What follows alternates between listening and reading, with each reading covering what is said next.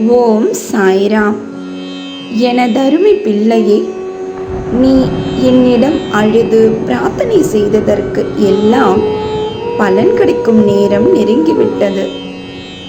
ஒரு நாள் அல்ல, ஒரு மணி நேரம் அல்ல, ஒரு நொடி போதும் நீ கேட்டதை உனக்களித்து உன்னை சந்தோஷப்படுத்த. அந்த ஒரு நொடிக்காக காத்திருக்க கற்றுக்கொள். சபாஷ் பிள்ளையே, நான் இதுவரை உனக்கு வைத்த பரீட்சையில் நீ வெற்றி பெற்று விட்டாய்.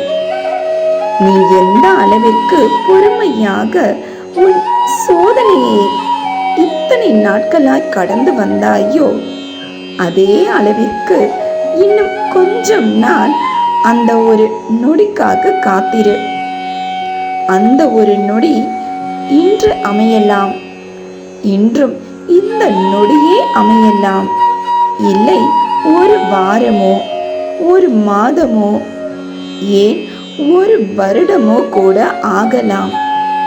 காத்திரு. உன் பொறுமையில்தான் உள்ளது உனக்கான அந்த ஒரு நொடி அமைவது. நான் தீர்மானித்து விட்டேன். அந்த ஒரு நொடியிலிருந்து நான் உன் வாழ்நாள் முழுவதும் உன்னுடன் இருக்க.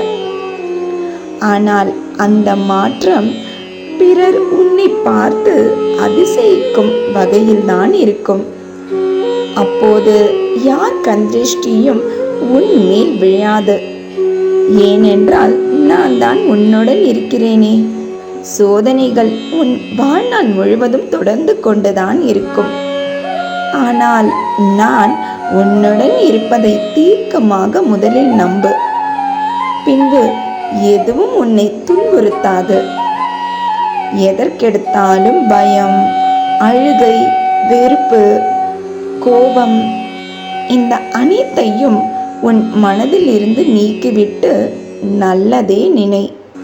நல்லதே நடக்கும்.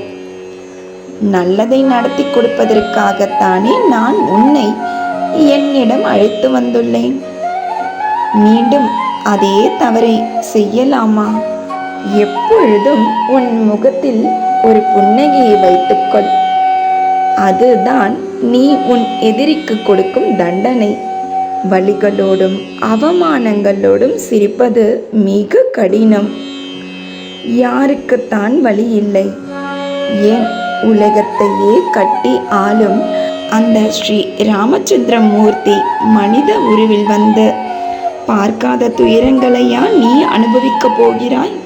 மனிதனாக பிறந்த எவருக்கும் துயரங்கள் உண்டு. அழகான இந்த பச்சை கிளியை தொட்ட உனக்கு உன் வீட்டில் ஒரு சுப நிகழ்வு ஒன்று விரைவில் நடக்க உள்ளது.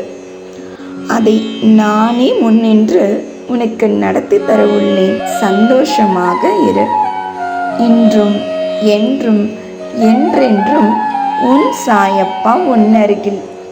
வாழ்க வையகம், வாழ்க வளமுடன். ஜெய் சாய்ராம்.